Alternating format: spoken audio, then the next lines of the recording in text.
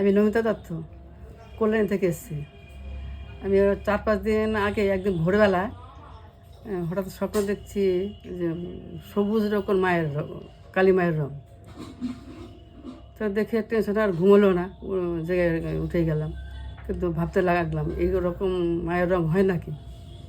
আমরা কালো রং দেখেছি, শ্যামা রং দেখেছি, কিন্তু এই রং তো দেখিনি। খুব টেনশন হচ্ছিলো। ভাবতে ভাবতে তো শেষ পর্যন্ত নাতনিকে বললাম, দেখ তো ইউটিউবে সার্চ করে এরকম হয় নাকি কিনা। তো বললো হ্যাঁ ঠাম্মা হয়।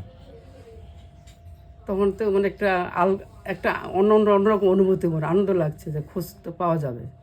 তারপর খোঁজ করতে করতে করতে এখানে ঠিকানা পেলাম। তাই অনেক দিন তারপরে ওই ছেলে নাতিকে নিয়ে এখানে আসলাম পুজো দিতে। এসে নিজের চোখে সে মায়ের রং দেখে খুব ভালো লাগলো। না, এরকম রং হয় এখন, মানে শিওর হয়ে গেলাম। খুব ভালো লাগলো। এখন যাও পুজো দেবো। আর এখানকার লোক, সব বাড়ির লোকগুলো খুব ভালো।